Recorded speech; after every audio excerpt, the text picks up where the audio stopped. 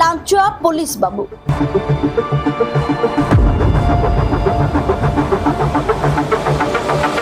Vigilance हाथ में Baripada town थाना एसआई रामचंद्र सोरेन श्री सोरेन बारिपदा टाउन थाना परिसर में होइतिबा एक पारिवारिक कलह मामलार जड़े युवक ना हटाइबा पई प्रथमे 7,000 टंका दाबी करथिले एवं पर मुहूर्त में यह 6,000 टंका फाइनाल होइतिला। तेणु आज अभियोगकारी युवक सुधांशु शेखर दत्तों से 6,000 टंका लांच नेउथिबा समय थाना सम्मुखରୁ एसआई श्री सोरेन को माड़ी बसला बारिपदा विजिलेंस टीम। सुधांशुंकर कहवा मुताबक तांका परिवार होइतिबा एक पारिवारिक कलह को केंद्र करी तांकर कक्का और खुड़ी गत फेब्रुआरी मासरे बारिपदा टाउन थाना रे एक लिखित अभियोग करथिले। तेणु से मामला रे एही पुलिस बाबू जनक तांका परिवार को बारंबार मानसिक निर्यातना दे आसुथिबा बेले उक्त मामला रे सुधांशुंकर ना काटिबा पई ए टंका दाबी करथिले माने एते गोटे केस फेस गोटे फाइल हेतला। तापर रिसेंटली माने रिसेंट मेनली की जे 2 वर्ष सहित प्रथम तो हैरेस करले बहुत थर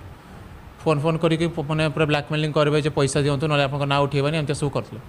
एही थरका रिसेंटली फेब्रुआरी मासरे गोटे माने किछि साखी नै प्रूफ नै काका काकी गोटे माने नॉर्मली खाली कौन कहते गोटे फल्स केस गोटे आम एगेन्स्ट मो ना बाबा ना माँ ना गोटे पकईदे जो फल्स केस पकईदे से मैंने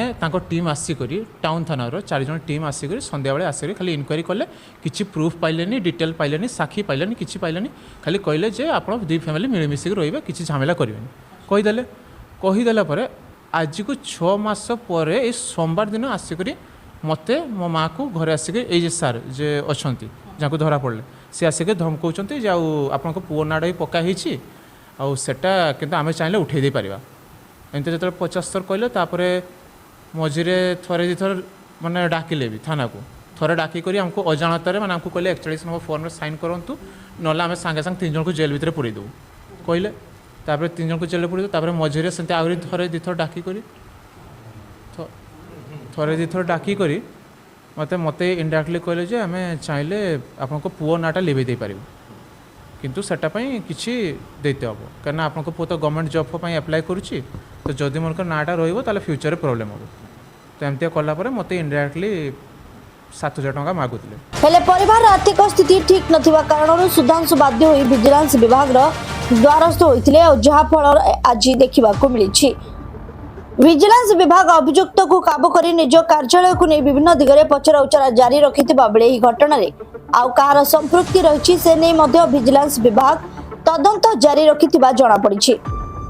देखंतु हमर गतकाली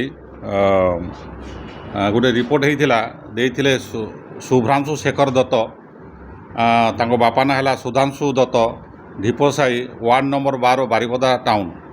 से देइथिले कि जे तांकर गोटे केस होइछि बारिपदा टाउन रे 52/2024 आउ से केस रे तदंत करुछंती एएसआई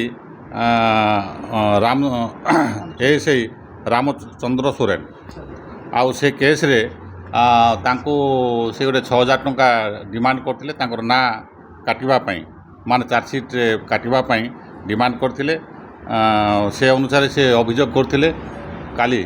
अभियोग करबा परे हमर बालेश्वर विजिलेंस केस नंबर 10 होइछि आउ सेथिरे हमर इंस्पेक्टर विकास रंजन स्वाई को लेइंग ट्रैप माने धरिबा पई ऑर्डर होइतिला एवं आमर विजिलेंस टीम आसिले मु लीडर थिली एवं आम सरकारी साक्षी आम आज जाइलु से फोन रे ताक डाकिले आज बालेश्वर बुले को आस बोलिकी तापर से आम गलु 1:40 रे से तांकर घर पाखरे तांकर मधुबन साई बारिपदारे से तांकर रेंटेड हाउस अच्छी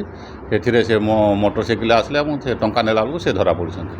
आउ तांकर डाहाण हाथ कलर बाहर 6,000 टंका जब सीज कराई आउ आम डिटेन करूँ आउ रेंटेड हाउस सर्च चली विषय बीसी सरदार रिपोर्ट ASPN न्यूज।